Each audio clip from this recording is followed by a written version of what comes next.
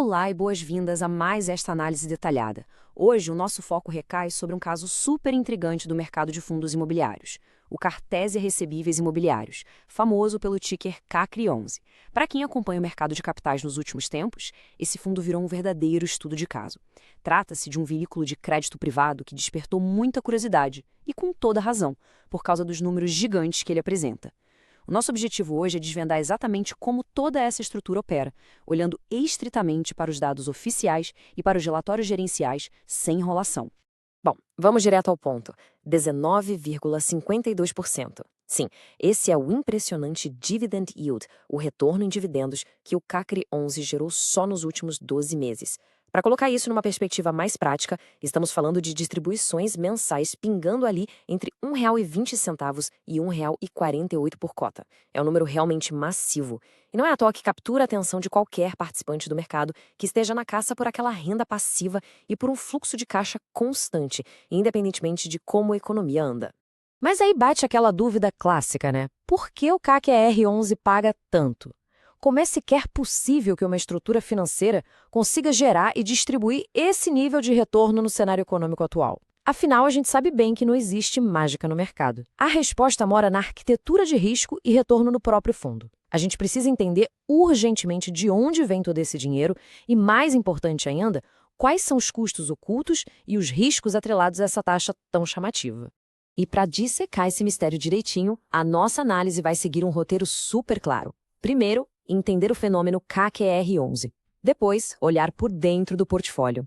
Em seguida, a engrenagem dos dividendos. Aí vamos entrar na parte de governança e riscos ocultos, para fechar com a grande pergunta: é uma oportunidade ou uma armadilha? Então, vamos começar pelo começo. Seção 1, o fenômeno CAC11. Para sacar de vez o fascínio por trás deste fundo, que já junta mais de 26 mil cotistas e um patrimônio na casa dos 458 milhões de reais, a gente tem que entender a essência dele. O KKR11 atua como o que chamamos de fundo de papel. Ele não compra imóveis de tijolo e cimento. Ele compra dívidas do setor imobiliário. E o perfil dele é de um autêntico high yield, ou alto rendimento. Traduzindo de forma simples, significa que o fundo aceita emprestar dinheiro para devedores com um risco de crédito bem maior. Então, para assumir essa chance extra de levar um calote, o fundo exige e cobra taxas de juros muito mais altas em troca. O risco principal aqui não é um prédio comercial ficar vazio, mas sim a empresa que tomou o dinheiro não dar conta de pagar a fatura no final do mês. Isso ilustra de forma brilhante o que os dados mostram quando a gente coloca os rendimentos lado a lado. A diferença salta aos olhos. Enquanto o CAIG-CR11 buscou uma marca de 18,59% ao ano, a média geral do setor de fundos de papel estaciona ali nos 13,07%. O próprio IFIX, que é o grande termômetro desse mercado, também fica na casa dos 13%. Essa gordura de mais de 5% acima da média do mercado não cai do céu. Ela é exatamente o prêmio cobrado pelo risco elevado que a gestão escolheu colocar para dentro de casa. Avançando para o número 2, vamos dar uma olhada por dentro do portfólio para ver de onde exatamente saem esses ativos e garantias. A grande sacada operacional aqui é fugir daquela briga de foice com os grandes bancos nas enormes capitais do Sudeste. O alvo do fundo é o interior do país. A gente está falando de financiar projetos residenciais, comerciais e de loteamentos em regiões que respiram o agronegócio e a expansão urbana. É uma presença fortíssima em estados como Mato Grosso do Sul, Rondônia e Acre. E por ser um mercado mais de nicho, com bem menos concorrência de instituições gigantes, o fundo consegue negociar margens de juros, os famosos spreads, de forma muito mais agressiva e, claro, lucrativa. E para dar materialidade a tudo isso, a gente vê que essas dívidas têm um pé no chão. Literalmente. Embora o KRCR11 seja um fundo baseado em papéis de dívida financeira, esses empréstimos têm garantias físicas atreladas a eles. Olhando os dados, notamos recebíveis ancorados em terrenos como 1.200 metros quadrados lá em Ji-Paraná, ou 1.173 metros em Nova Andradina, e por aí vai. É super importante entender isso. Ter essa pulverização de imóveis como garantia real atua como uma última linha de defesa financeira. Monitorar se essas propriedades realmente cobrem o valor das dívidas é o que vai impedir que o barco afunde caso ocorra uma inadimplência severa do devedor principal. O que nos leva ao ponto 3, a engrenagem dos dividendos e o cenário macroeconômico que faz tudo isso girar. A máquina de fazer dinheiro do fundo funciona basicamente com dois motores potentes operando ao mesmo tempo. De um lado, as taxas de juros pré-fixadas que eles cobram. Do outro, a correção monetária automática dessa dívida pela inflação, via IPCA, ou pela nossa taxa básica, atrelada ao CDI. Num cenário macroeconômico de juros estruturalmente altos, esses indexadores empurram as receitas para patamares incríveis. Só para ter uma ideia da agressividade da tese, a gestão chegou a reportar operações rendendo até 141,4% do CDI. É uma rentabilidade completamente fora da curva. Mas a gente precisa colocar os pés no chão. Como apontado de forma super lúcida nos estudos do próprio fundo, o cenário de juros altos é uma verdadeira faca de dois gumes. E o motivo é simples. Aquela exata mesma taxa que enche de dividendos o bolso de quem investe hoje vira uma bola de ferro pesadíssima contra o tomador do crédito lá na outra ponta. O custo do financiamento para as empresas dispara. Isso espreme violentamente o caixa desses devedores e, com o passar do tempo, aumenta gigantescamente o risco deles simplesmente não conseguirem honrar as parcelas.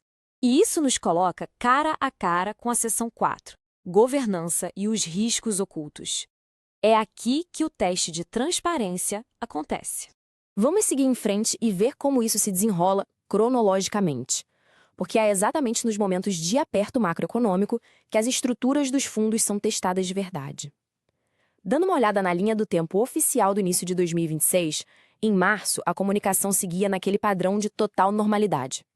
Contudo, numa virada super abrupta, no dia 6 de abril, foi publicado um laudo de avaliação extraordinário que trouxe a remarcação de ativos da carteira. E, incrivelmente, apenas 8 dias depois, no dia 14 de abril, os demonstrativos oficializaram a substituição do administrador do fundo. Foi uma sucessão extraordinariamente rápida de mudanças corporativas. Reportando os fatos de uma maneira estritamente neutra e contábil, uma remarcação de ativos acontece quando o fundo precisa admitir que aquela dívida que ele tem em mãos talvez seja muito mais arriscada de receber do que todo mundo acreditava inicialmente. É um ajuste contábil para alinhar o valor daquele papel à dura realidade do mercado de crédito. Essas mudanças e os laudos de reavaliação nada mais são do que o cumprimento das regras normais do mercado para garantir a transparência exigida quando a gente lida com carteiras de crédito que entram sob estresse financeiro. Para fechar o nosso ciclo de hoje, o passo número 5, afinal, é oportunidade ou armadilha? Analisando o valuation. Para a gente tentar responder a isso, precisamos recorrer à matemática pura e dura do valuation, olhando para a cotação de agora. O passo 1 é pegar o valor patrimonial da cota, que é o valor que consta nos balanços contábeis, e ele está cravado ali nos R$ 94,86. O passo 2 é comparar isso com a vida real, ou seja, o preço negociado na tela da bolsa, que está rodando na casa dos R$ 81,33. E no passo 3, executando a divisão simples, chegamos no famoso indicador PVP, marcando 0,86. O dado incontestável aqui é que os investidores estão negociando um fundo que gera um fluxo de caixa robusto por um valor muito, mas muito abaixo do que ele teoricamente vale nos livros contábeis. Então, o ponto crucial é o seguinte: a discussão de mercado vira um verdadeiro cabo de guerra sobre como interpretar esses 14% de desconto. De um lado da corda, tem o pessoal que defende a margem de segurança. Eles têm a crença de que comprar uma carteira de crédito madura tão barata atua como um belo escudo travando um ótimo fluxo de caixa logo na entrada. Do outro lado da corda vem a turma do risco precificado, batendo na velha tecla de que desconto na bolsa nunca é brinde. Essa visão aponta que esse preço amassado é simplesmente o mercado cobrando um prêmio de risco bem maior para aceitar as instabilidades recentes de governança e os laudos de remarcação. No fim das contas, a recompensa extra, sempre, em qualquer cenário, vai cobrar uma tolerância extra ao sobe e desce, ainda mais no desafiador universo do high yield. Fazer uma diligência profunda nos dados e estudar os fundamentos deixa de ser uma opção e passa a ser pura lei de sobrevivência. A grande provocação que fica, fechando essa nossa imersão de hoje, é exatamente essa. Na busca insaciável por dividendos que beiram a casa dos 20%, de qual lado dessa corda bamba a gente prefere pisar?